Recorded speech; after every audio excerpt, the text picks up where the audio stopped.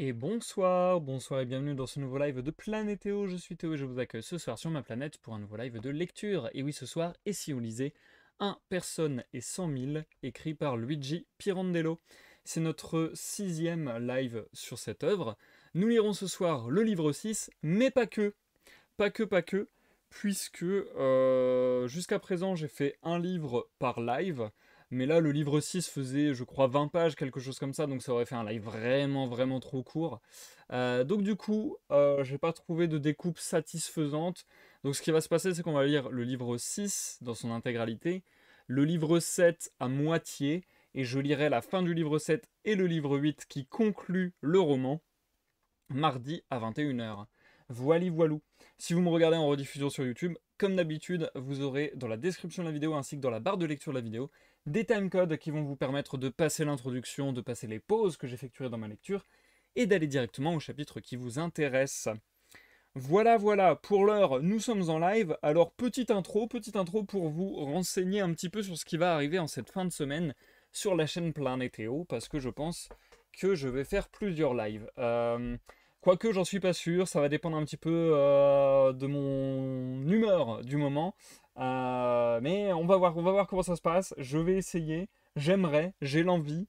Maintenant, faut voir dans les faits est-ce que je suis en état ou pas.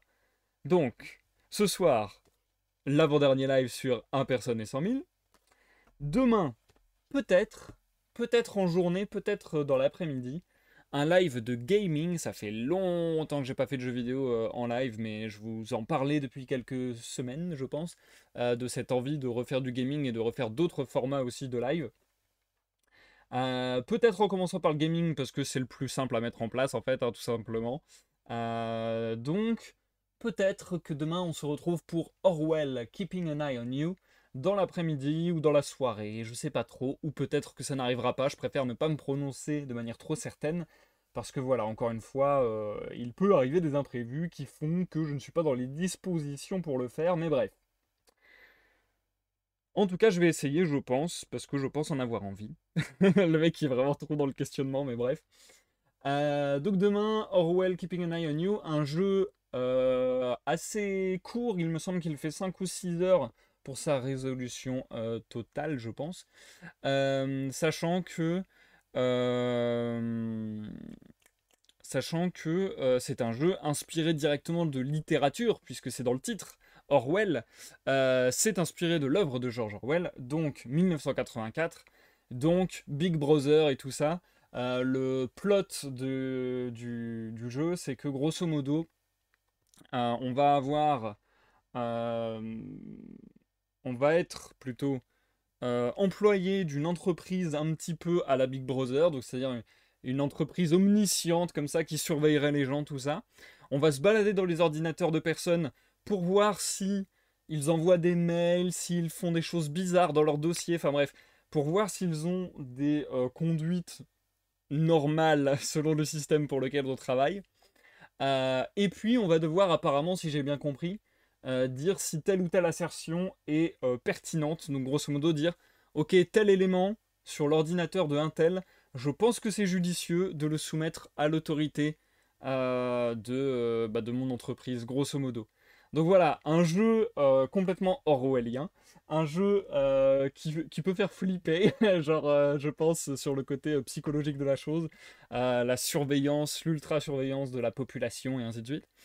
Mais un jeu qui peut être ultra intéressant, je pense, et soulever pas mal de réflexions, de questions, donc ça peut être vachement cool, je pense. J'avais acheté Little Nightmare finalement à cause de toi, c'est cher les jeux. C'est vrai que les jeux vidéo sont chers, mais, on n'a jamais été à une période où on a eu autant de jeux gratuits, c'est une réflexion que je me fais aussi. Et il y a quand même énormément de jeux gratuits qui sont très très cool. C'est pour ça que je suis en train de d'amasser pas mal de jeux sur mes catalogues Epic Game Store, Amazon Games, tous les endroits comme ça où on peut choper des jeux gratuits. Et je me dis, mais en fait, il y a plein de jeux qui me donnent trop envie. Faudrait juste que j'y joue au lieu de me dire, ils me donnent tous envie, je ne sais pas lequel jouer. Bref, en tout cas, bonsoir Lilith et bienvenue sur le live. Euh, c'est vrai que Little Nightmares, c'était un très très bon jeu dont je garde des excellents souvenirs de live. D'ailleurs, il me semble, donc du coup j'ai fait Little Nightmares, j'ai fait Nightmares 2, et je crois qu'il va y avoir Little Nightmares 3. Il me semble avoir vu ça, je crois. Je crois avoir vu passer cette info-là qu'il y aurait le 3. Donc, potentiellement, le jour où ça sortirait, il est possible que je le fasse en live. Sachant que, de la même manière, je me suis fait une liste un peu des jeux que j'avais déjà fait avec vous en live. Un jeu que j'avais beaucoup apprécié, c'était The Wolf Among Us. Et il y a The Wolf Among Us 2 qui doit toujours arriver, mais apparemment il a été décalé à 2024. Je suis un peu triste. Mais bon, ça me hyperait de fou. Et un autre jeu dont il y avait une suite. Ah oui, alors là, j'ai envie de pleurer. C'était Alice Retour au Pays de la Folie, qui est, je pense, dans mon top. Ah, c'est trop dur de donner des tops. Dans mon top des jeux préférés, je saurais pas donner un top 3, 5 peut-être, je sais pas trop. Euh, je pense qu'en jeu solo, c'est mon top 1. Voilà. Donc du coup, Alice Retour au Pays de la Folie, jeu que j'adore, pour lequel j'ai une grosse affection, etc. Il devait y avoir un troisième opus, puisque c'était le deuxième opus d'une série. Et j'ai vu ça en me renseignant il y a quelques jours. Apparemment, le troisième opus est complètement bloqué, complètement annulé. euh, à cause du développeur, grosso modo. Enfin, ouais, c'est le développeur du coup, ouais, c'est EA Games. Qui apparemment n'est pas intéressé à faire la suite, mais qui en même temps veut pas laisser les droits au mec qui gérait tout cet univers et tout. Je sais plus comment il s'appelait, c'était quelque chose McGee. Enfin bon, bref. Et du coup, bah, je crois que c'était Alice Asylum que ça devait s'appeler, je sais plus. En plus, enfin, ça avait l'air trop bien. Grosso modo, si j'ai bien saisi où est-ce que ça devait aller normalement, ça aurait été Alice qui va dans la psyché de personnages connus. Donc en fait, ça serait Alice au pays des merveilles ou Retour au pays de la folie, mais avec les pays euh, intérieurs d'autres grands personnages du style. Je crois qu'il devait y avoir, grosso modo, l'esprit de Jules Verne. Donc par exemple, comme si l'esprit de Jules Verne allait devenir un monde dans lequel allait voyager Alice, et du coup qui donnerait tout un niveau, quoi. Enfin bon, bref, ça avait l'air d'être une tuerie, c'était super beau, c'était juste magnifique, les images étaient dingos. Il y a un esthétisme dans les jeux Alice Retour au Pays de la Folie que je surkiffe. Et on devait avoir une Alice en robe gothique avec son long poignard et tout. Enfin bon, bref, elle était trop trop classe et je suis trop triste du coup. J'espère que le projet sera pas abandonné définitivement, mais Maggie a dit qu'il n'était plus intéressé et qu'il ne voulait plus entendre du tout parler d'Alice. Et je suis un peu triste. Bref, c'est l'une des choses que j'attendais énormément. Mais bon, c'était la parenthèse jeu vidéo, donc voilà, peut-être demain Orwell Keeping an Eye on You. Chose qui est sûre par contre, c'est que dimanche on se retrouve à 14 h pour la suite et fin de Poésie de Stéphane Mallarmé. Suite et fin de Poésie, mais pas forcément de notre lecture de Mallarmé, puisque ici nous avons Poésie et autres textes, et je pense que je vais faire les autres textes au final. À la base j'avais pas l'intention de les faire, et maintenant j'ai un peu revu ma décision. Donc voilà, ça sera dimanche de la Poésie. Et ça sera tout. On pourra se retrouver également en veillée sur mon Discord dimanche de 21 h à minuit pour ceux qui le désirent. Et du coup, je vais juste vous dire un petit bonus, comme j'aime bien le faire une fois de temps en temps, vous parler un peu de trucs culturels. Bon, je vais pas vous parler du fait que Blink a sorti encore une chanson et que je la trouve trop cool, même si je la trouve pas de la qualité des deux dernières sorties, mais je la trouve très cool. C'est plus une chanson blague de 3 minutes et un peu hommage aux Ramones et ainsi de suite. Elle est très énergique, très, très fun. Le refrain c'est olé olé olé, ouais, olé olé olé, on va faire ça toute la nuit. Voilà, mais à part ce ton léger et ces paroles très légères et tout ça, c'est fun, c'est énergique, ça met bien dans l'ambiance, donc c'est cool. Je ne vais pas vous parler de ça, même si je viens de le faire pendant 2 minutes. Je vais vous parler de La huitième fille de Terry Pratchett, troisième tome des Annales du Disque Monde. Euh, je vous avais dit que je vous en dirais un mot. Je vais aller très très vite parce que sinon l'intro va durer 1000 ans, mais j'ai découvert Terry Pratchett il y a longtemps sans jamais le lire. J'ai commencé à le lire cet été avec tome 1, 2, 3. Le tome 1, je vous ai déjà dit, j'avais trouvé ça génial à certains moments, et à d'autres moments, j'avais juste trouvé ça bon. Bon, voire très bon. Donc en gros, je trouvais ça un peu... quel est mon mot pour dire ça? Irrégulier, quelque chose comme ça. Euh, sur le deuxième tome, je vous avais dit, ah, je crois qu'en fait, il a eu un temps d'adaptation à son univers et que peut-être avec le deuxième tome, il s'est mis à trouver ses marques, à avoir l'habitude de son univers, de ses personnages, et du coup, à réussir à se hisser au niveau de génial tout au long du tome 2. Le tome 2, c'est mon tome préféré, je le trouve incroyable, trop bien écrit, trop bien pensé, drôle et en plus ultra original, ultra intelligent, ultra ingénieux, alors que c'est censé être de la parodie et qu'on pourrait se dire oh ça va être rigolo bas de plafond, mais pas du tout. Il a des meilleures idées que la fantasy qu'il parodie, je trouve. Bref. Et donc, j'étais ultra hype de lire le troisième tome, la huitième fille. Est-ce que c'est parce que j'étais ultra hype que j'ai été ultra déçu? Je sais pas. Mais c'est redescendu très loin. Alors après, en ce moment, j'ai vraiment des difficultés à lire. Je vous avais déjà dit ça aussi.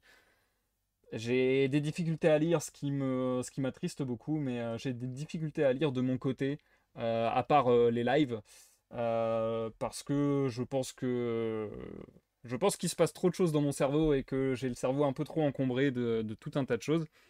Et en fait, c'est un peu une tragédie pour moi qui adore lire, mais en ce moment, j'ai vraiment du mal à lire. Au bout de deux trois pages, j'ai l'impression d'être arrivé à trop d'informations et que j'ai pas suivi ce qui s'était passé et que je sais pas où j'en suis et que je suis complètement perdu, que je sais pas ce qui s'est passé, tout ça, donc bref.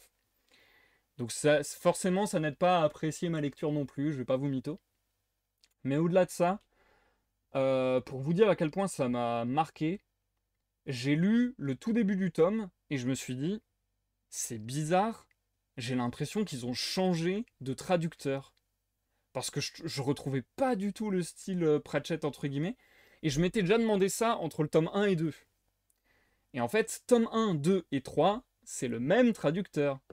Donc déjà, je me suis dit, waouh, c'est trop bizarre qu'il y ait une telle différence de style, une telle différence dans la narration, dans la manière de parler, etc., par le même auteur sur trois tomes différents. Donc déjà ça m'a vachement interpellé et là je me suis dit par rapport au tome 2, je me suis dit le tome 3 revient un peu sur ce que j'aimais moins dans le tome 1, c'est-à-dire des phrases un peu alambiquées, un peu compliquées à comprendre. Donc vraiment j'étais déboussolé, j'étais perdu un peu, je me suis dit je sens pas ce bouquin. Et en fait après, il y a eu quelques moments, encore une fois, de génie pur à mon sens. Mais l'ensemble, je l'ai trouvé plutôt d'un niveau sympa. C'est même plus très bon ou bon comme pour le premier tome, pour moi, c'est sympa. Donc je suis un peu déçu, je dois avouer.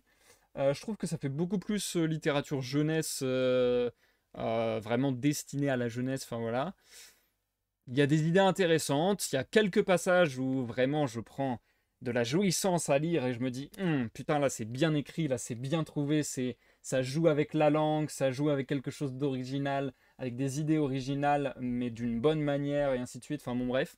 Donc il y a des moments où je me suis dit, là c'est bien foutu, etc. Mais globalement j'ai été assez déçu.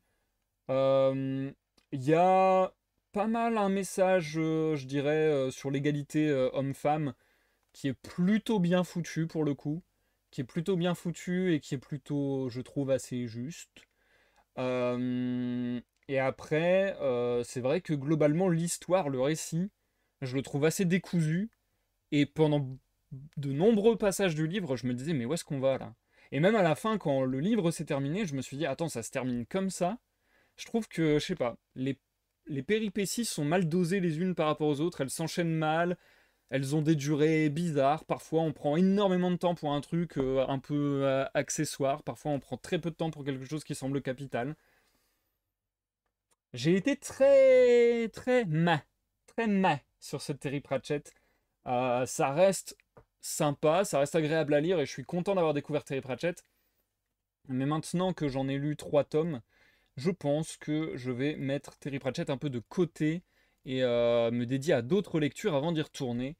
Là, j'ai du Asimov qui m'attend, j'ai du Kierkegaard, j'ai du One Piece. Bref, j'ai plein de trucs qui m'attendent. Terry Pratchett, j'y retournerai avec grand plaisir. Mais voilà, là, j'ai lu 3 tomes en peu de temps. J'arrive à satiété là-dessus. Voilà, voilà. Est-ce que j'ai dit tout ce que je comptais dire? Il me semble bien que oui.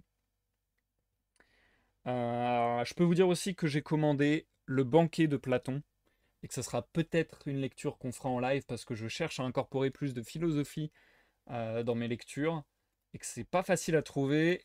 Et Le Banquet, je me dis, c'est un gros classique, c'est plutôt accessible, donc il y a moyen que ça se passe.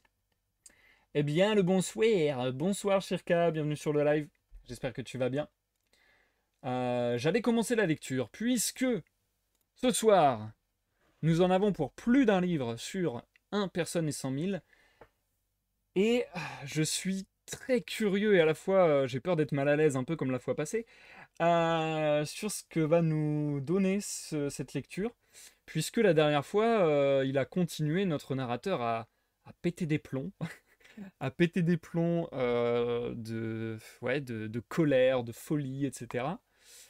Et il a fait des actes qui sont plutôt répréhensibles par la loi, hein, carrément, plutôt, plutôt, hein, plutôt qu'on n'a pas envie de voir. Donc du coup, je me demande s'il va continuer sur ces actes-là et si on va devoir continuer à côtoyer ces actes-là qui sont pas terribles. Je sais pas. Je suis vraiment mitigé. À la fois, j'aime bien une lecture qui nous propose de vivre des choses et qui nous bouleverse et qui nous fait ressentir des choses fortes, même si elles sont négatives. Mais ouais, je sais pas où me positionner. C'était un peu un gros coup de cœur pour moi ce livre jusqu'à présent. C'est vrai que la fois passée, ça a été très particulier. Et du coup, je suis à l'écoute en faisant d'autres choses à côté. Ok, pas de souci. Bah, bonne écoute à toi, Shirka, ça fait plaisir. Et bonne soirée, Lilith. Merci d'être repassée. Allez, je vais m'y mettre sans plus d'attente parce que l'air de rien, on a un peu plus à lire du coup que les soirs précédents. Je te souhaite une bonne écoute, Shirka, une bonne écoute à tous ceux dans l'ombre du chat et à ceux qui me regarderaient en rediffusion sur YouTube. Et je vous dis à dans quelques minutes pour la pause. Je vais me prendre une lampée d'ailleurs parce que je vais avoir la gorge sèche. Merci Shirka. On est parti. Livre 6. Chapitre 1. En tête à tête avec moi-même. Peu après, enfermé dans ma chambre comme une bête en cage, j'écumais en pensant à cette violence, la première, exercée sur ma femme. Je la revoyais, toute blanche, légère, chancelante, comme prête à se disloquer lorsque je l'avais saisie par les poignets, repoussée et rassise de force sur le fauteuil. Ah, combien légère, dans l'envolement neigeux de sa robe, au choc de ma brutalité. À présent, il me semblait impossible de la raccommoder jamais, la poupée fragile, cassée et rejetée sur ce fauteuil avec tant de fureur. Et ainsi de toute ma vie passée avec elle, et dont cet enfant avait fait son jouet, brisé, anéanti, peut-être à jamais.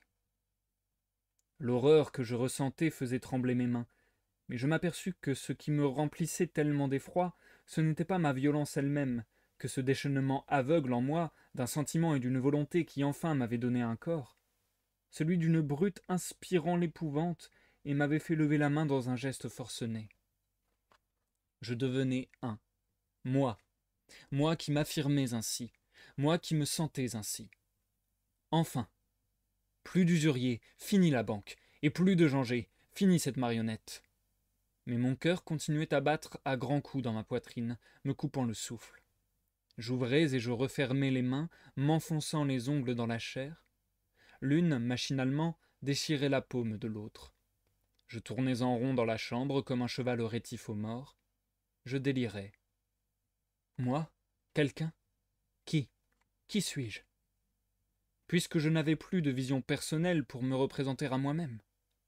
Je sentais toujours peser sur moi les yeux de tous, mais je ne pouvais pas davantage savoir comment ils me verraient à présent, avec ma volonté fraîche et close, car j'ignorais moi-même l'apparence que je revêtirais pour moi.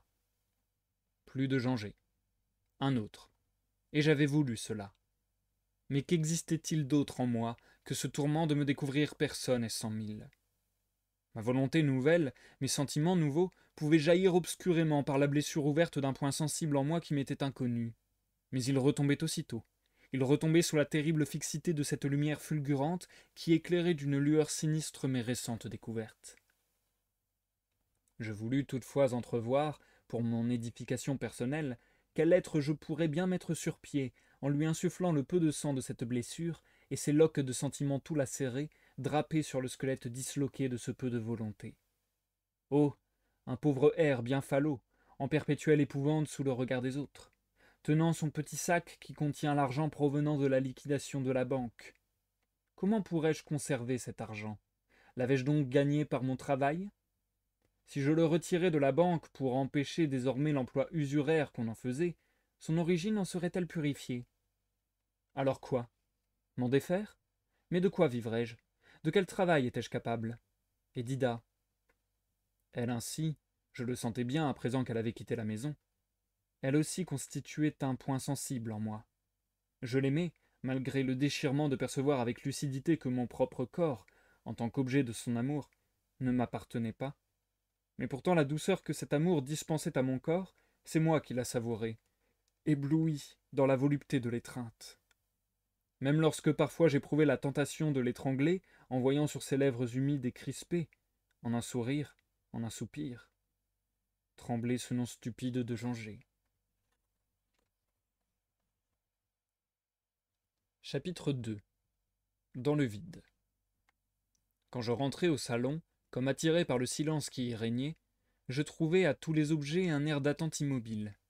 Le fauteuil où tout à l'heure elle s'était assise, ce canapé où s'enfonçait Quantorzo, le petit guéridon de laque clair à filets d'or, les autres sièges, les tentures, me causèrent une impression de vide si horrible que je me tournai vers les domestiques Diego et Nina. Ils m'avaient annoncé que leur maîtresse était partie avec M. Quantorzo, en leur laissant l'ordre d'emballer toutes ses affaires et de les expédier chez son père. Maintenant, ils me contemplaient stupéfaits, bouche bée et les yeux vagues. Leur vue m'irrita. Je criai « Bon, exécutez ces ordres !» Un ordre à exécuter comblait un peu ce vide pour les deux serviteurs, et, pour moi, ils me délivraient de leur présence. Dès que je fus seul, pris tout à coup d'une étrange gaieté, je pensai « Je suis libre. Elle est partie. » Mais je ne parvenais pas à y croire.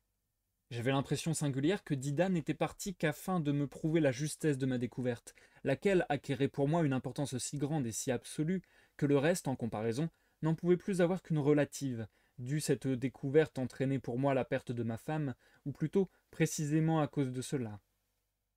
Voilà la meilleure preuve. Seule cette preuve était terrible. Tout le reste, mais oui, allons, pouvait même ressembler risible. Ce départ avec Quantorzo, et aussi ma révolte inepte à propos des gens qui me traitaient d'usurier. Mais alors, comment? En étais-je déjà là? Ne plus rien pouvoir prendre au sérieux? Et cette blessure de tout à l'heure, cause de mon accès de violence? Oui. Mais au fait, cette blessure, où était-elle? En moi? Tout en me palpant, en me pressant les mains, je disais moi, mais à qui le disais-je? Et pour qui? J'étais seul. Dans l'univers entier, seul. Pour moi-même, seul. Et dans le frisson qui me parcourut, je sentis passer le froid et l'éternité de cette solitude infinie.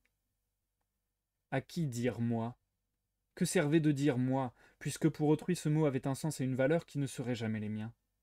Et puisque pour moi, ainsi isolé des autres, le fait de donner à ces mots un sens et une valeur suffisait pour me précipiter aussitôt dans l'horreur sans fond de cette solitude. Chapitre 3. Je continua à me compromettre. Le lendemain matin, mon beau-père vint me trouver. Je devais dire d'abord, mais je ne le dirai pas, jusqu'où mon imagination délirante s'était égarée, à force de soupeser les conséquences de la situation où je m'étais placé, non seulement par rapport aux autres, mais aussi par rapport à moi-même. J'étais sorti, angoissé, d'un bref sommeil de plomb. Autour de moi, tout me semblait hostile, jusqu'à l'eau que je recueillis dans le creux de ma main pour me laver, jusqu'à la serviette avec laquelle je me séchais. À l'annonce de cette visite, je sentis s'éveiller en moi, allègement subit, cette fantaisie allègre qui, par bonheur, tel un vent bienfaisant, traverse encore parfois mon esprit, par bouffées. Je fis voler l'essuie-mains en l'air, et dis à Nina, « Bien, introduis-le au salon, et dis-lui que j'arrive. » Je me regardai dans la glace de l'armoire, plein d'une confiance irrésistible, allant jusqu'à cligner de l'œil pour laisser entendre à ce moscarda-là que nous nous comprenions tous deux à merveille. Et, à dire vrai, lui aussi cligna de l'œil pour confirmer cette entente. En objectant que le moscarda de la glace n'était autre que moi, vous démontrerez une fois de plus votre incompréhension totale. Je peux vous certifier que ce n'était pas moi, à tel point que, l'instant d'après, quand je me retournai pour le dévisager une dernière fois avant de sortir, c'était déjà un autre, même pour moi, avec un sourire diabolique dans ses yeux vifs et brillants. Vous en auriez été épouvanté. Moi pas, car je le savais déjà. Et je lui adressai de la main un salut, qu'il me rendit, à vrai dire. Tout ceci pour commencer. La comédie se continua au salon avec mon beau-père. À 4 personnages? Non. Vous verrez combien de rôles de moscarda divers je me plus à jouer ce matin-là. Chapitre 4. Médecin, avocat, professeur, député. Nul doute que le réveil inespéré de cet esprit fantasque fut dû à mon beau-père et à la réalité peut-être irrespectueuse, mon Dieu oui, que je lui avais conférée jusqu'à ce jour, celle d'un homme extrêmement stupide, toujours content de lui. Il était très soigné de sa personne, non seulement dans sa mise, mais dans l'arrangement de ses cheveux et de ses moustaches, chaque poil mis en valeur. Très blond et d'apparence assez commune, pour ne pas dire vulgaire. Il aurait pu se dispenser de ces soins, car ses vêtements, de coupe irréprochable, semblaient appartenir non pas à lui, mais au tailleur qui les avait confectionnés. De même, sa tête bien peignée et ses mains faites autour et lisses auraient pu sans désavantage figurer, en cire et tronquées, à la vitrine d'un perruquier ou d'un gantier, au lieu d'émerger, vivantes et en chair, de son faux col et de ses manchettes. On ne pouvait se défendre d'une impression bizarre en l'entendant parler. Il fermait à demi ses yeux d'émail au bleu ciel, dans la béatitude d'un sourire éternel, à tout ce qui sortait de ses lèvres de corail. Puis, ses yeux se rouvraient et la paupière gauche demeurait un peu tirée et collée, comme s'il ne parvenait pas à s'arracher à la douceur d'une satisfaction intime que nul n'aurait pu soupçonner en lui. Il semblait artificiel à souhait, mannequin de tailleur et tête de vitrine pour posticheur. C'est sous cet aspect que je m'attendais à le voir. Je fus donc tout surpris de le trouver bouleversé et dans un état d'agitation extrême. L'envie me prit de courir ce risque exquis qu'on ressent à s'avancer, souriant et désarmé, au-devant d'un ennemi armé qui nous menace, après nous avoir intimé l'ordre de ne pas bouger. En effet, l'inspiration fantasque qui s'était rallumée en moi me mettait un sourire de défi aux lèvres, un masque d'insouciance au visage, en vue de la comédie, fort périlleuse, qui se préparait, alors que pour cet homme et pour combien d'autres, tant de graves intérêts étaient en jeu.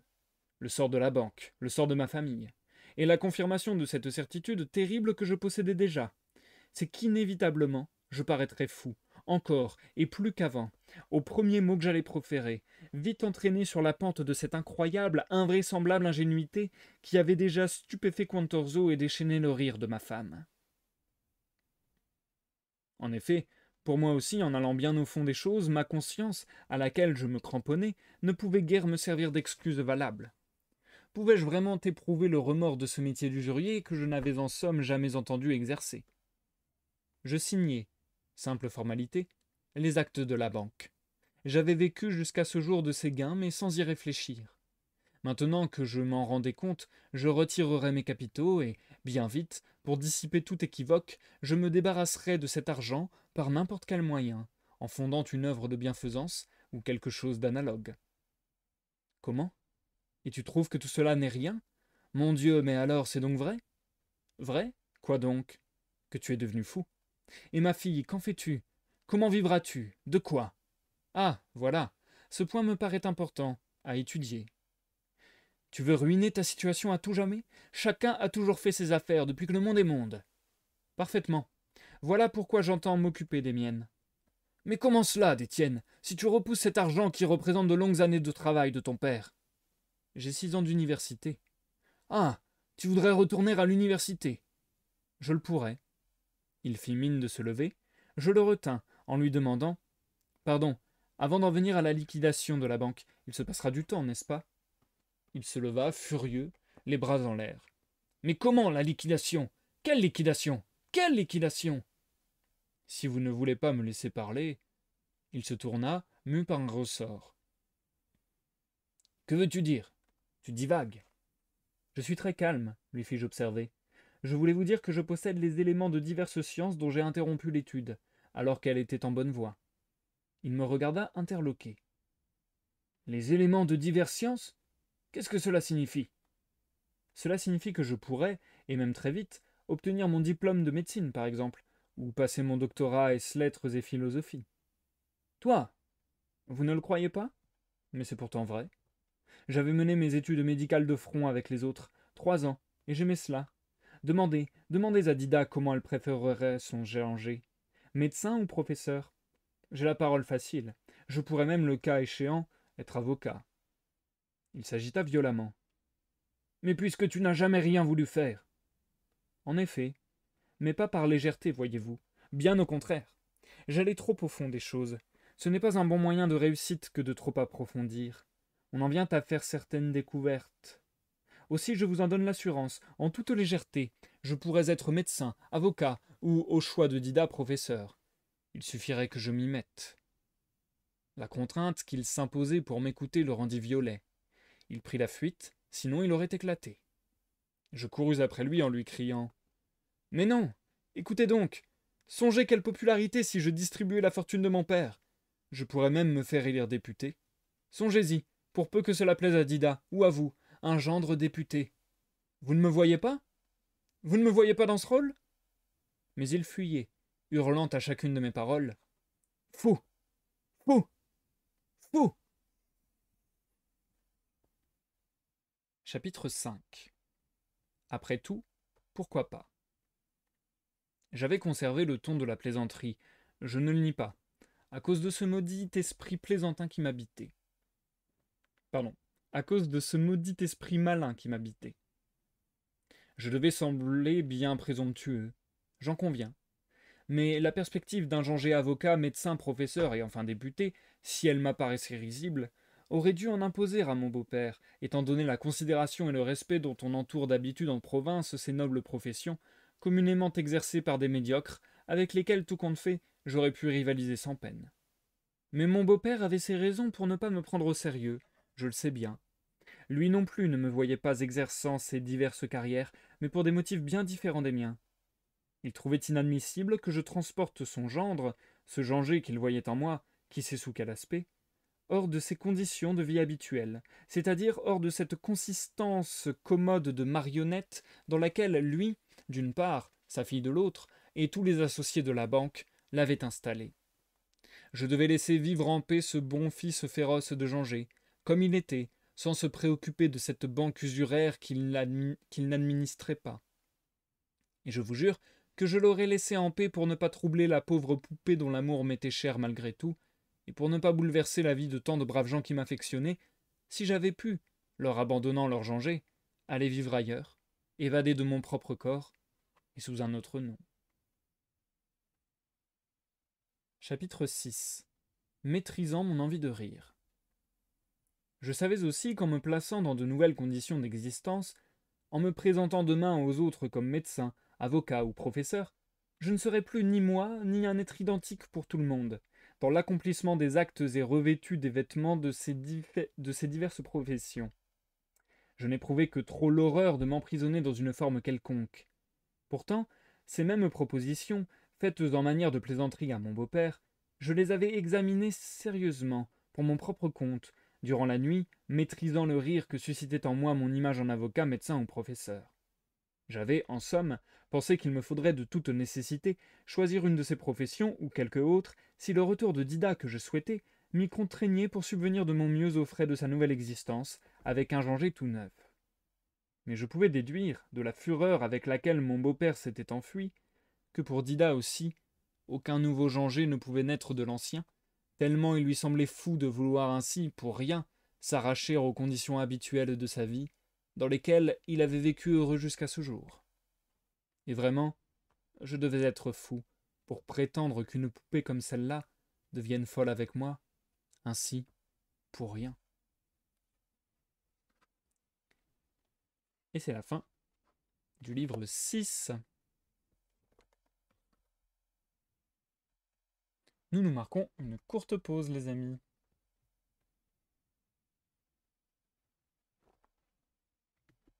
Ah, ok. Je me faisais une réflexion pendant ma lecture. Je vois assez mal, je comprends assez mal les découpes, euh, pensées par l'auteur, j'avoue. Les découpes pensées par Pirandello. Je comprends assez mal pourquoi les livres sont découpés de cette manière, étant donné que le livre 6 m'a l'air de prendre la suite directe du livre 5. Euh, je sais pas du tout, peut-être qu'il y a une logique que j'ai pas vue, une logique temporelle ou quoi que ce soit que j'aurais pas grillé. C'est possible, étant donné que là, même si c'est la suite directe, on pourrait dire qu'il y avait ellipse et que du coup c'était pas la suite directe. Je sais pas, je sais pas, je sais pas. J'ai du mal à saisir la découpe en livre de cette œuvre. Est-ce que ça correspond, euh, comment dire, à la méthode d'édition, étant donné que je rappelle que c'est un roman feuilleton qui a été publié de 1909 à 1923, si ma mémoire est bonne, dans des magazines. Donc c'est peut-être ça. C'est peut-être ça qui fait que livre 1, ça a été en 1909, livre 2, ça a été en 1911, et ainsi de suite, que sais-je. Ça serait une explication potentielle du pourquoi du comment. En tout cas, c'est toujours sympathique.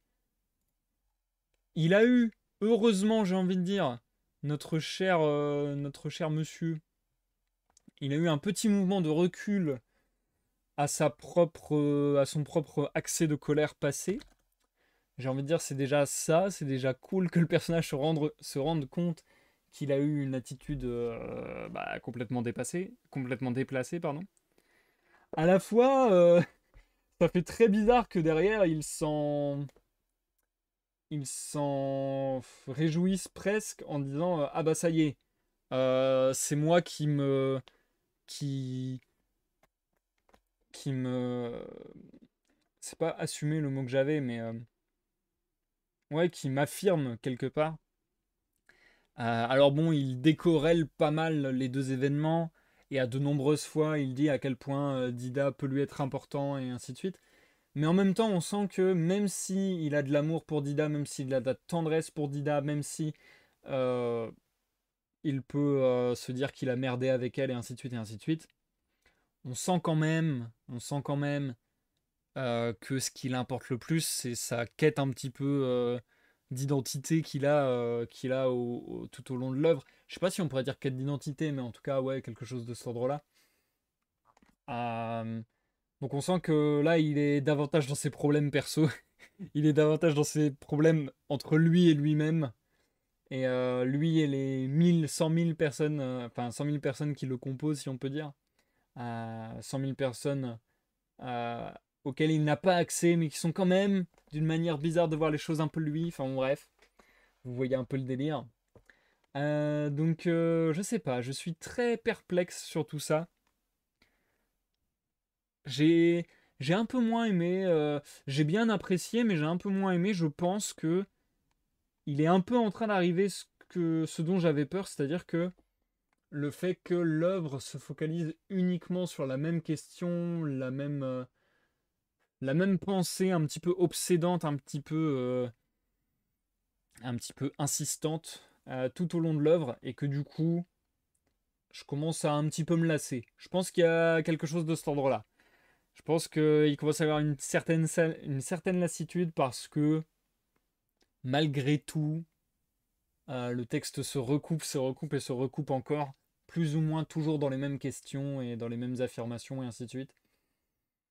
Donc voilà, il y a des péripéties, il se passe quelques petites choses. Genre là, la confrontation à son beau-père, mais en somme, la courbe d'évolution reste assez similaire, je sais pas comment dire, mais s'axe autour des mêmes thèmes, s'axe autour des mêmes sujets. Je sais pas. Je trouve que ça mériterait un sujet vraiment différent, ou je sais pas, ou un grand coup de pied dans son sujet, ou une grosse remise en question ou une grosse question, toujours sur le même sujet, mais peut-être quelque chose qui va faire rebondir un peu le texte. Ça serait bien là, j'aimerais bien quelque chose qui arrive à apporter un peu de dynamisme à la suite du texte, je vous avoue. Parce que j'ai peur qu'on finisse par s'ennuyer jusqu'à la fin de l'œuvre maintenant. Enfin, en tout cas, je ne peux parler que pour moi. Et donc, on arrive sur l'avant-dernier livre de l'œuvre. Mais attendez, je suis en train de me rendre compte d'un truc. Est-ce que j'ai pas... Attendez. Je crois que j'ai mal découpé ma lecture, je sais plus. Je vais vous dire ça. 253. Et là, il me reste... Hop. 219. Donc, il me resterait 33 pages. Ok. Mais par contre... Livre 8... Ça ferait 68, ça nous ferait très peu de pages. Attendez. Ça nous ferait 10 pages. Ah mince, ça va pas. Ça va pas, comment j'ai découpé. Attendez, faut que je réfléchisse du coup. Ah mais c'est moi qui ai merdé, je devais pas vous lire autant sur la première partie de lecture de ce soir, je crois. Ah c'était ça que je m'étais dit. Alors attendez, j'ai mal prévu mon coup. C'est la première fois que je me trompe, je crois. Alors, je vous ai lu de la page 201 à 219. Ça fait déjà 18 pages, ça fait déjà pas mal. Si je commence le livre 7 jusqu'à... Alors, livre 7 qui commence à la page 219, donc. Et si je la lis jusque là, ça fait 20 pages. Jusque là, ça fait à peu près 30 pages. Enfin, 20 pages plutôt. Ouais, ouais. Ok. Et après, du coup, ça nous ferait 30 pages la prochaine fois. Je réfléchis rapidement. Ouais, ok, je vais vous lire 15 pages. Et ensuite, je finirai le live avec... Ah bah non, d'ailleurs. Ah mince, j'ai tout gâché. J'ai tout gâché. Je vais vous lire 8 pages. C'est pas terrible. Et après, je vous lirai 10 pages pour terminer. Et à ce moment-là, il nous restera 37, il nous restera... ouais. Il nous restera 30 pages la prochaine fois. Bon, je vais faire comme ça, Désolé, désolé, c'est pas très intéressant. J'ai mal pensé ma découpe du soir. Comme je le disais en introduction du live, malheureusement, aujourd'hui, je vais pas faire comme les fois précédentes où je vous lisais à chaque fois un livre par live. Aujourd'hui, donc, je vous lis la première moitié du livre 7 en bonus. Je vous lirai la fin du livre 7 la prochaine fois. Et je vous lirai également le livre 8 qui conclura l'œuvre. Donc voilà, ça sera mardi à 21h. Ok. J'analyse tout ce que je viens de dire du coup pour voir si je dis pas de conneries, c'est terrible. Ouais, non, je pense qu'on est bon. Je pense qu'on est bon.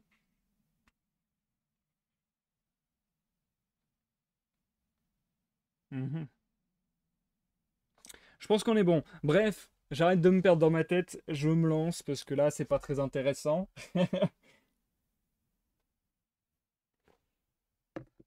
Et je vous dis bonne écoute à tous que vous me regardiez en live ou en rediffusion sur YouTube. À dans quelques petites minutes pour la dernière pause de ce soir.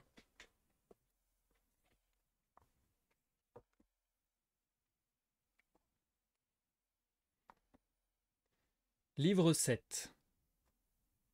Chapitre 1. Complications. Le lendemain matin, on me remit un billet m'invitant à me rendre chez Anna Rosa, cette jeune amie de ma femme dont j'ai parlé incidemment au début de ce récit. Je m'attendais bien à ce qu'une intervention se produisît pour amener un rapprochement entre Dida et moi. Mais, à vrai dire, je pensais que l'intermédiaire se présenterait de la part de mon beau-père ou de quelque autre associé de la banque, et non qu'il me serait délégué par ma femme, puisque aussi bien le seul obstacle qui nous séparait était mon intention de liquider la banque. Entre ma femme et moi, il ne s'était presque rien passé. Il suffirait d'exprimer à Anna Rosa mon repentir sincère d'avoir brusqué Dida en l'asseyant de force sur le fauteuil du salon, et la réconciliation se produirait. Mais il me paraissait invraisemblable qu'Anna Rosa se fût chargée de me faire renoncer à mon dessein, si ma femme faisait de cette renonciation la condition même de son retour chez moi. En effet, je savais par Dida que sa jeune amie dédaignait l'argent. Elle avait refusé plusieurs partis dits avantageux, s'attirant ainsi la réprobation des gens sensés, y compris celle de Dida qui, sans nul doute, en m'épousant moi, fils d'usurier, avait donné à entendre à ses amis qu'elle se résignait à ce mariage parce qu'il offrait de nombreux avantages. Anna Rosa semblait donc peu qualifiée pour le rôle d'avocat chargé de sauvegarder ces avantages. Le contraire paraissait plus probable. Dida avait dû recourir à elle pour m'informer que son père, d'accord avec les autres associés, la retenait prisonnière et l'empêcherait de retourner chez moi tant que je n'aurais pas renoncé à mon projet de liquidation. Mais je connaissais bien ma femme, et cette hypothèse ne me satisfit pas non plus. J'éprouvais donc une vive curiosité en me rendant à cette invitation, dont je ne parvenais pas à discerner le motif. Chapitre 2. Premier avertissement. Je connaissais peu Anna Rosa. Je l'avais rencontrée souvent chez moi, mais m'étais toujours tenu à distance de l'ami de ma femme, d'instinct plutôt que par un acte réfléchi de ma volonté, et je n'avais échangé que fort peu de paroles avec elle. Certains sourires fugitifs, surpris par hasard sur ses lèvres pendant qu'elle me regardait à la dérobée, m'avaient paru si manifestement s'adresser à la niaise image du Janger que ma femme Dida avait dû projeter dans son esprit, que je n'avais guère eu le désir de m'entretenir avec elle. Je n'étais jamais allé chez elle. Orpheline de père et de mère, elle habitait avec une vieille tante cette maison que la haute muraille de la grande abbaye semble écraser de sa masse. Muraille d'un ancien château aux fenêtres munies de grilles courbes, où l'on voit apparaître à la tombée du jour les quelques vieilles religieuses qui y sont demeurées. Une d'elles, la moins vieille, était aussi tante d'Anna Rosa, sœur de son père. On la disait à moitié folle. Mais il ne faut pas grand-chose pour déranger l'esprit d'une femme que l'on enferme dans un cloître. Je savais par Dida, qui fut 3 ans pensionnaire au couvent de San Vincenzo, que toutes les sœurs, vieilles et jeunes, étaient à moitié démentes chacune à sa façon. Je ne trouvai pas Anna Rosa chez elle. La vieille servante qui m'avait porté le billet me souffla mystérieusement à travers le judas, sans m'ouvrir la porte, que sa jeune maîtresse était montée à l'abbaye voir sa tante la nonne, et qu'il me faudrait l'y rejoindre en demandant à la sœur Tourière de m'introduire au parloir de sœur Célestine. Tant de mystère me confondit. Au lieu d'aiguiser ma curiosité, il m'ôta toute envie de me rendre là-haut. Quelle que fût ma stupéfaction, j'éprouvai le besoin de réfléchir posément à l'étrangeté de ce rendez-vous à l'abbaye, dans un parloir de religieuse. Je ne démêlai plus aucun rapport entre mon insignifiante mésaventure conjugale et cette invitation. Une crainte subite m'envahit, comme devant une complication imprévue, appelée à avoir sur ma vie Dieu sait quel retentissement. Et, à Riquieri, nul n'ignore qu'en effet il y a là presque de ma vie. Mais il me plaît de répéter ici ce que j'ai dit au juge, car je veux effacer à jamais, dans tous les esprits, le soupçon que mon témoignage d'alors avait pour but de sauver Anna Rosa et d'obtenir son acquittement. Elle ne fut coupable en rien. Si l'aventure soudaine et inattendue à laquelle je fus entraîné presque involontairement, au cours d'une suprême expérience suprême et désespérée, risqua de provoquer une issue fatale, la faute n'en incombe qu'à moi, ou plutôt à tout ce qui faisait l'objet de mes douloureuses considérations sur la vie. Chapitre 3. Le revolver dans les fleurs. Je me rendis à l'abbaye, par une des ruelles glissantes du vieux Riquieri qui, durant le jour, exalte un remugle de pourriture. Quand on a pris certaines habitudes d'existence, tout lieu qui ne nous est pas familier suscite en nous une inquiétude obscure. Dans le silence environnant, nous discernons vaguement on ne sait quoi qui nous demeurera à jamais mystérieux, et auquel notre esprit, bien que présent, est condamné à rester étranger. Nous pensons que, si nous avions la faculté de pénétrer ce silence, de nouvelles possibilités de sentir s'offriraient à nous et nous transporteraient dans un autre univers. Cette abbaye, jadis ce château féodal des Chiaramonte, à la porte basse toute vermoulue, et la vaste cour avec la citerne au milieu, et le grand escalier vétuste, sombre et sonore, frais comme une grotte, et ce long et large corridor avec sa double rangée de portes, et les briques roses du carrelage affaissé qui reluisaient à la lumière de la baie du fond, ouverte sur le silence du ciel. Cette abbaye avait accueilli et vu passer tant d'aspects changeants de la vie et tant d'événements, qu'à présent elle paraissait avoir perdu jusqu'à la conscience d'elle-même devant la lente agonie de ces quelques religieuses qui erraient encore, de ci de là, comme égarées. Toute mémoire semblait abolie, dans l'interminable attente de la mort des dernières cloîtrées qui s'en allaient une à une. Depuis longtemps, on avait oublié dans quel but avait été construit ce château baronial, converti depuis des siècles en abbaye. La sœur Tourière ouvrit une des portes du corridor et m'introduisit dans le petit parloir. En bas, une cloche mélancolique tintait déjà, sans doute pour appeler sœur Célestine. Dans l'obscurité du parloir, je ne distinguai d'abord que la grille du fond, confusément entrevue à la faveur d'une vague clarté, lorsque la porte s'était ouverte. J'attendis, debout. J'ignore combien de temps je serais resté dans cette attitude si une faible voix, venant à travers la grille, ne m'avait enfin invité à m'asseoir, en m'annonçant qu'Anna Rosa ne tarderait pas à rentrer du verger. Je n'essayerai pas d'exprimer l'impression que me fit cette voix inattendue, surgie des ténèbres, par-delà la grille. Dans cette obscurité, j'eus la vision fulgurante du soleil éclairant le verger dont j'ignorais l'emplacement, mais qui devait être verdoyant. Et brusquement, au milieu de tout ce vert, la figure d'Anna Rosa s'illumina comme je ne l'avais jamais vue, frémissante de grâce et de malice. Ce fut un éclair. L'obscurité se refit. Ou plutôt une demi-obscurité, car je pouvais distinguer la grille et, placée devant, un guéridon et deux chaises. Derrière, le silence. J'y guettais la voix qui m'avait parlé, faible mais fraîche, presque jeune. Plus personne. Et pourtant, ça avait dû être la voix d'une vieille. Anna Rosa, cette voix, ce parloir, le soleil dans cette obscurité, le verger tout vert. J'éprouvais comme un vertige. Peu après, Anna Rosa en personne ouvrit la porte avec impétuosité et m'appela hors du parloir dans le corridor. Elle était toute rouge, la chevelure en désordre, les yeux étincelants, sa chemisette de laine blanche déboutonnée sur la poitrine, comme si elle avait trop chaud. Des fleurs chargeaient ses bras, et une branche de lierre qui dépassait son épaule s'agitait derrière elle.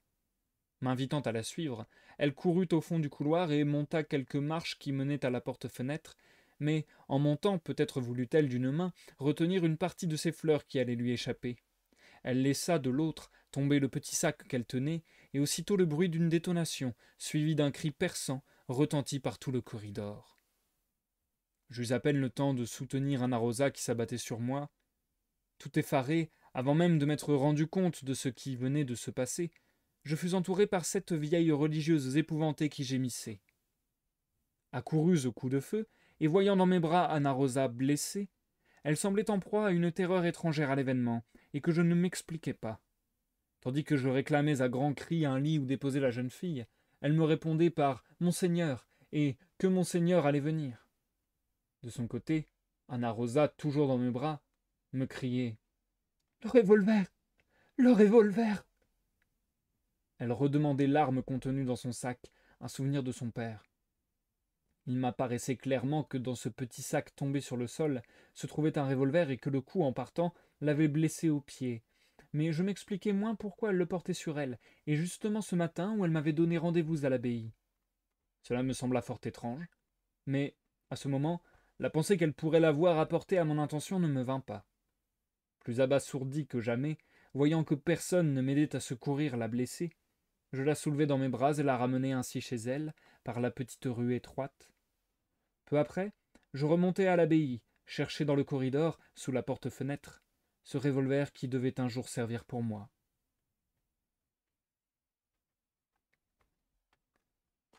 Je m'arrête là pour le moment.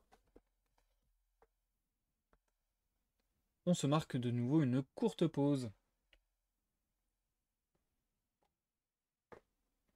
Pause minuscule parce que là du coup j'ai très peu lu, vu que j'ai eu un peu du mal à gérer mes découpes de ce soir, désolé.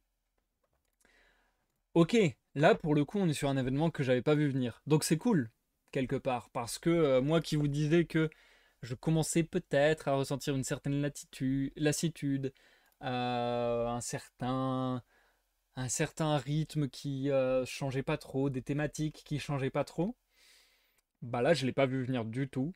En plus on est relativement proche de la fin de l'œuvre, Quand il a commencé à parler d'une affaire, de juge, de choses comme ça, je me suis dit, oula, quand il a commencé à faire ce principe narratif très très très utilisé, du narrateur qui sait plus de choses que nous et qui nous dit, je sais ce qui s'est passé après, mais là je vous fais le récit de ce qui s'est passé avant, mais vous verrez ce qui se passe après, je vais vous le dire. Ça c'est ultra utilisé. Et du coup quand il fait ça en disant, c'est pas ce qu'ont dit les juges après, ça interpelle vachement parce que j'aurais pas cru enfin, j'aurais pas vu l'histoire aller dans ce sens-là jusqu'à présent.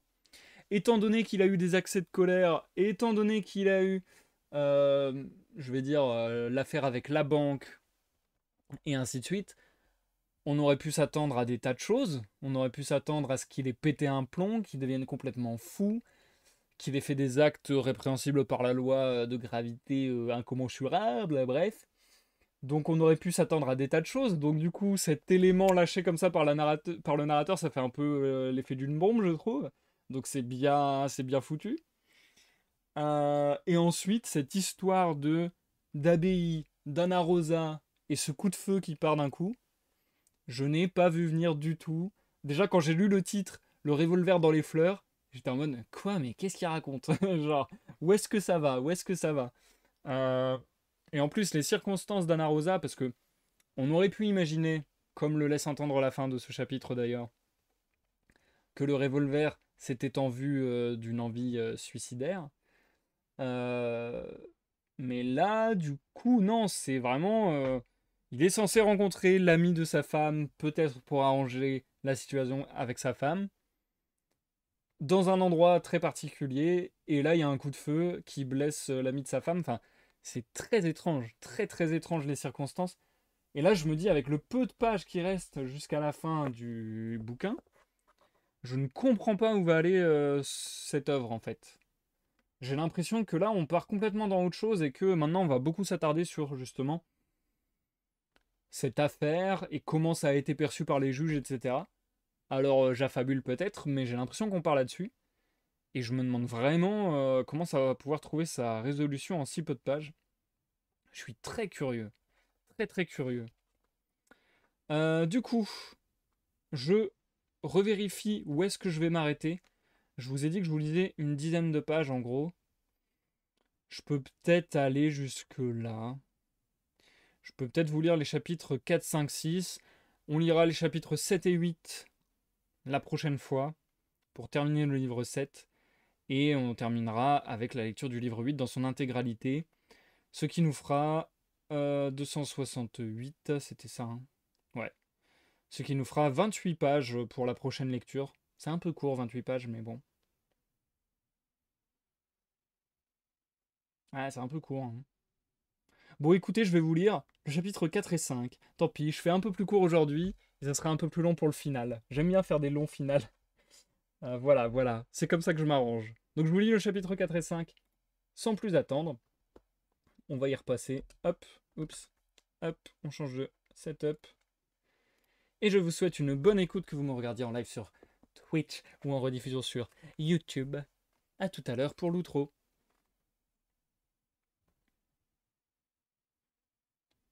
Chapitre 4. L'explication. La nouvelle du singulier accident de la grande abbaye et de ma sortie précipitée avec Anna Rosa dans mes bras se propagea par tout Riquieri, rapide comme l'éclair, donnant aussitôt lieu à des insinuations malveillantes dont, selon moi, l'absurdité confinait au ridicule.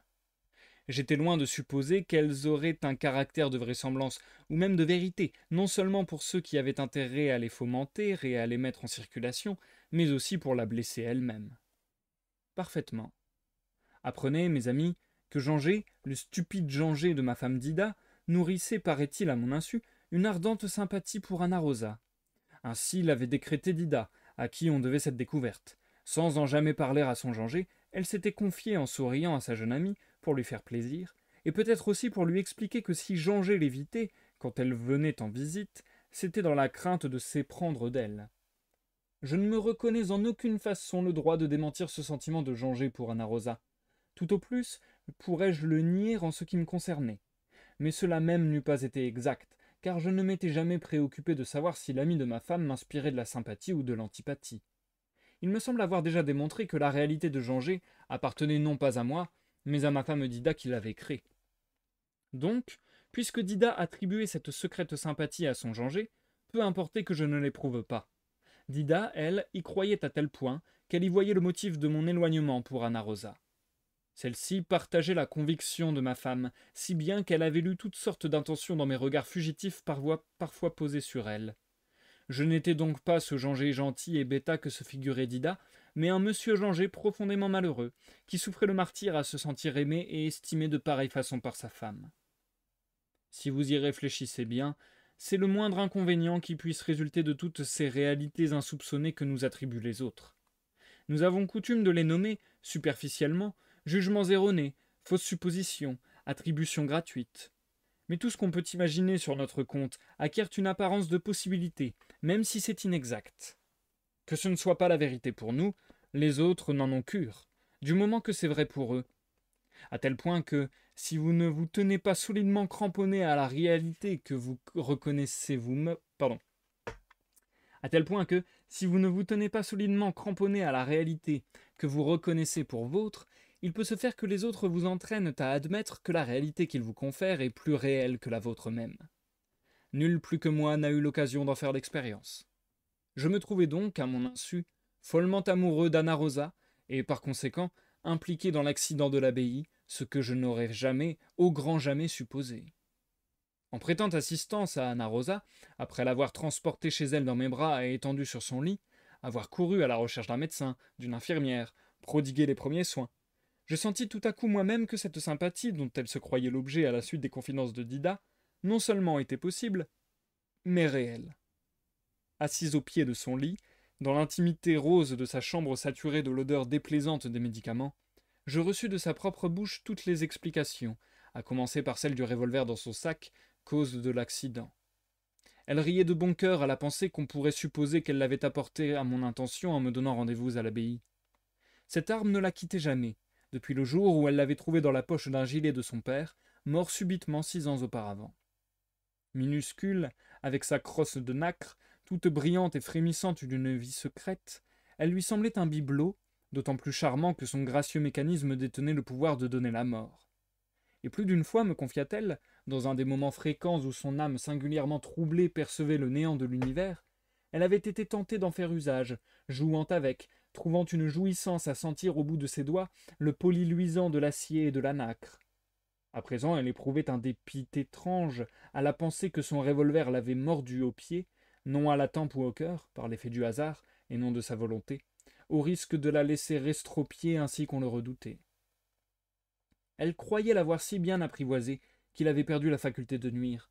Mais maintenant, elle le jugeait méchant. Elle le tirait du tiroir de sa table de chevet, le contemplait, et lui disait « Méchant ! Mais pourquoi se rendez-vous à l'abbaye, dans le parloir de sa tante la religieuse ? Et c'est cette nonne qui, au lieu de s'occuper de sa blessure, me parlait, presque avec angoisse, de la visite de je ne sais quel monseigneur. » Je reçus aussi l'explication de ce mystère. Ce matin-là, monseigneur Partana, évêque de Riquieri, devait rendre visite aux vieilles religieuses de la grande abbaye, ainsi qu'il avait accoutumé de le faire chaque mois. Cette visite était pour les vénérables sœurs comme un avant-goût des célestes béatitudes. Aussi la crainte que l'accident pourrait y apporter quelque trouble les avait-elle consternées. Anna Rosa m'avait fait monter à l'abbaye ce matin-là pour me ménager une entrevue avec monseigneur. Avec l'évêque, moi ? Et pourquoi ? Pour éviter à temps ce qui se tramait contre moi. J'appris ainsi qu'on voulait m'interdire, sous prétexte d'aliénation mentale.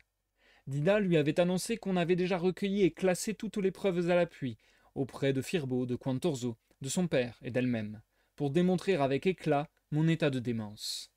Chacun était prêt à l'attester, jusqu'à ce Turola dont j'avais pris la défense contre Firbo, et tous les employés de la banque, jusqu'à Marco Didio, à qui j'avais fait don d'une maison.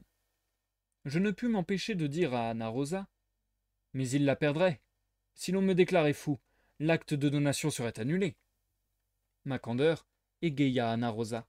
Sans doute avait-on promis à Marco Didio que s'il témoignait dans le sens désiré, on ne lui retirerait pas sa maison. Du reste, il pouvait apporter son témoignage en toute conscience. Hésitant, Je regardai Anna-Rosa qui riait. Elle s'en aperçut et se mit à crier. Mais oui, tout ceci des folies. Rien que des folies.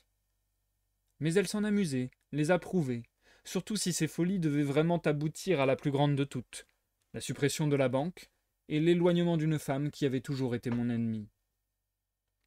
Dida, vous ne le croyez pas? Une ennemie? Oui, à présent. Non, toujours, toujours. J'appris que depuis longtemps, elle essayait de faire comprendre à Dida que je n'étais pas l'imbécile que celle-ci se figurait. Elles avaient à ce sujet de longues discussions, dont Anna-Rosa sortait toute lasse, tant elle avait eu de peine à réfréner la colère que lui inspirait l'obstination de ma femme, à voir dans chacun de mes actes, dans chacune de mes paroles, une niaiserie qui n'y était pas, ou une perversité que seul aurait pu m'attribuer un esprit malveillant de parti pris. La stupeur m'anéantissait.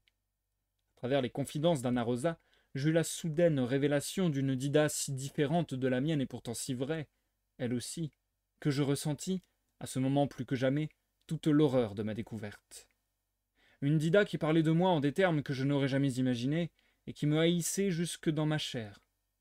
Tous les souvenirs de notre intimité commune, réduits en miettes ou si indignement travestis que pour les reconnaître il me fallait surmonter le sentiment de leur ridicule, qui ne m'avait pas frappé sur le moment, et d'une honte que je n'avais pas éprouvée tant qu'il demeurerait secret.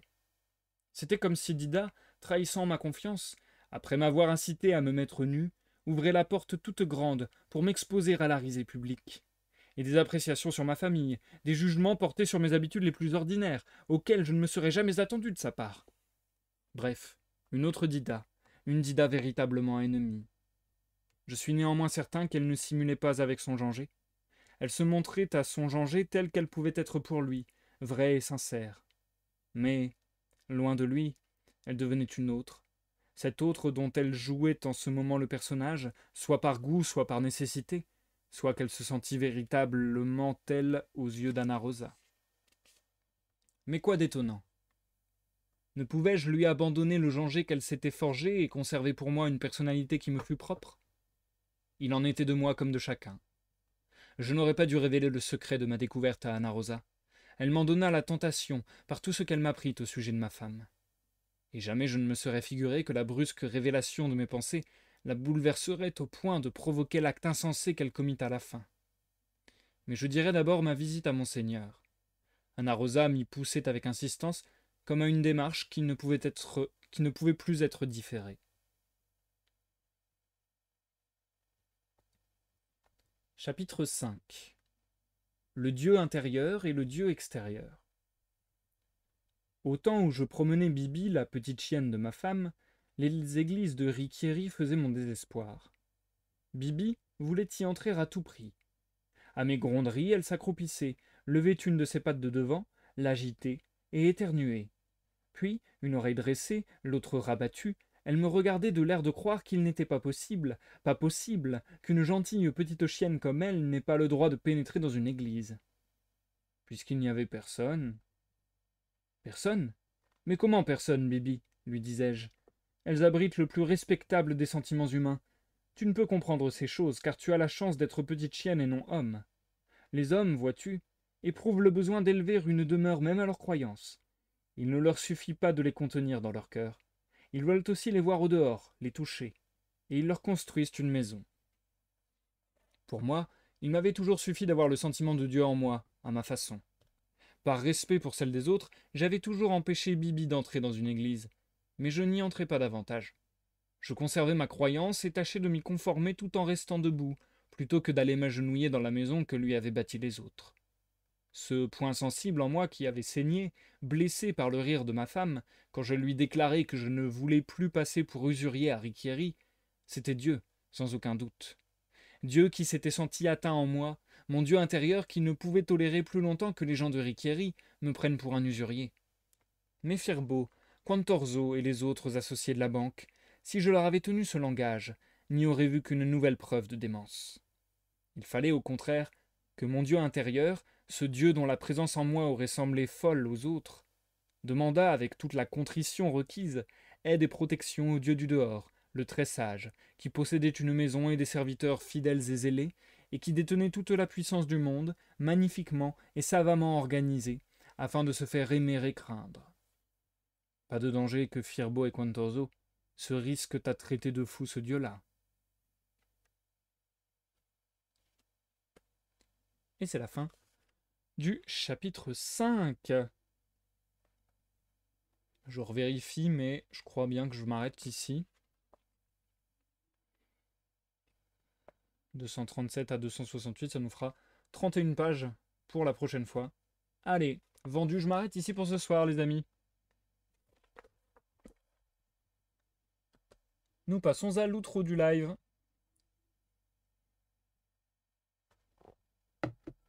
Bon, désolé, vraiment, ça ne m'arrive pas d'habitude. Mais ce soir, j'ai eu du mal avec ma découpe de lecture. Ça a été un peu compliqué. Bref, c'est entre peu et pas important. Grave intéressant la tournure que prend le texte. Moi qui me plaignais en première pause d'éventuellement voir arriver un truc un peu répétitif. Là, je suis à fond dedans parce que c'est ultra intéressant d'avoir eu ce déplacement. De se dire, ah mais en fait, Dida, je pense qu'elle me voit de telle manière, mais en fait, elle aussi, comme moi, elle a plein de versions d'elle-même. Et comme moi, elle peut avoir la Dida qu'elle est vraie et sincère en face de moi, mais la Dida qui va dire du mal de moi, entre guillemets, dans mon dos, auprès d'autres personnes, et ainsi de suite, ou qui va conspirer, avec des gros guillemets, avec les Firbo, Quantorzo et les gens de la banque, et ainsi de suite, pour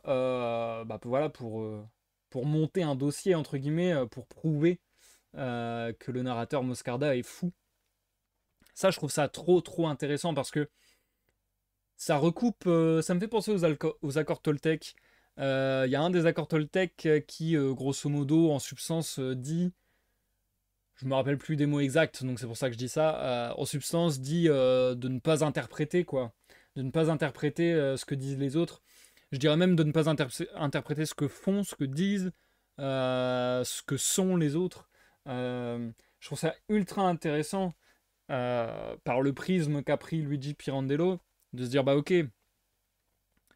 moi je suis 1 personne et 100 000, mais les autres aussi sont 1 personne et 100 000. Et c'est cool que le personnage s'en rende compte un petit peu, je trouve, que le narrateur s'en rende compte un petit peu, ou fasse au moins un pas dans cette direction. Parce que oui, on est tous des milliards de facettes, des milliards d'êtres différents. On change sans arrêt d'une seconde à l'autre, on n'est plus la même personne. Donc c'est génial de prendre en compte ça et de voir qu'on est multifacette et tout ça. Et que bah, y a des réalités qui peuvent concorder et faire mal aussi. Hein. Y a pas, voilà, ça n'empêche pas l'un n'empêche pas l'autre. Mais, euh, mais c'est giga intéressant. De même que la version que les gens ont de lui, que ce soit Dida ou Ana Rosa, de croire qu'il a de l'attirance pour Ana Rosa. Je trouve ça trop intéressant. Ça arrive ultra souvent que des gens fassent signifier à quelqu'un qu'ils ont de l'attirance pour quelqu'un et que cette personne ne l'avait même pas remarqué, quoi. Donc c'est un truc qui arrive hyper fréquemment. Mais là, la manière dont c'est expliqué est un petit peu neuve, je trouve, et c'est intéressant. C'est, voilà, c'est, on ne, on n'est pas perçu de la même manière que nous on se perçoit et ainsi de suite. Donc, c'est tout à fait possible, c'est tout à fait cohérent qu'il y ait le nous qui sincèrement ne voit pas d'attirance pour une autre personne, alors que pour d'autres, ça fait vérité. Alors justement, ça fait une vérité, ça fait pas la réalité ou la vérité. Là, en l'occurrence, le personnage finit par dire ouais, bah en fait, après coup, je me suis rendu compte que c'était vrai. Mais ça aurait pu être tout aussi faux. Et c'est ça qui est intéressant, c'est ce qu'il dit. C'est qu'en soi, ben, peu importe si c'est vrai, si c'est pas vrai. C'est leur version, c'est la version de Ana Rosa et de Dida. Elles le croient pour vrai, elles le prennent pour vrai. Et c'est ça qui importe. Et je trouve ça ultra intéressant. Parce que, là je parle un peu de réflexion personnelle. J'essaie souvent, c'est impossible, hein, j'en ai bien conscience que c'est complètement vain, mais j'essaie souvent de me dire un peu je sais pas, de me poser des grosses questions un petit peu existentielles auxquelles on ne pourrait pas répondre, du style qu'est-ce qu'il y a de commun entre tous les hommes, sous-entendu entre tous les représentants de la race humaine, euh, ou ce genre de grandes questions, voilà, philosophiques, j'imagine, mais en même temps qui n'ont pas vraiment de réponse. Euh, Et une des questions que je m'étais dit, enfin une des réflexions que je m'étais faite depuis, enfin ces derniers mois, je dirais, c'était que j'avais l'impression que, comment dire, j'essayais un peu de trouver ce qui était central chez les gens. Alors après, on peut pas faire des généralités, hein, bien sûr, mais essayer un peu de trouver ce qui était central chez les gens. Et en fait, ce qui est central chez les gens, dans les mécanismes, etc., selon moi ou selon, voilà, ma petite facétie de quelques semaines, quelques mois à réfléchir sur ces sujets-là, je m'étais dit que c'était la croyance. Je m'étais dit que c'était la croyance et que c'était un peu ça qui était au cœur de tout être humain, entre guillemets, c'est à quel point tu crois en telle ou telle chose. Parce que si tu te mets à douter de tout, ça peut aussi te bousiller le cerveau, entre guillemets, et à la fois, on peut croire dans le doute, on peut être partisan du doute. Enfin, bref, je trouve que vraiment, je ne saurais pas dire en mots précis cette chose que j'ai touché du doigt et qui me semble pas débile, mais j'ai l'impression que vraiment une chose, comment dire, un élément constitutif de ce qu'est un individu, c'est ses croyances. Je pense que j'ai dit à peu près la chose bien. Mais et du coup, c'est une idée qu'on voit là, encore une fois, bah voilà, c'est sa croyance de croire que Moscarda a de l'attirance pour Anna Rosa. Et ça en fait du coup pour elle quelque chose de vrai. Quelque chose de même réel pour elle, je dirais, entre guillemets.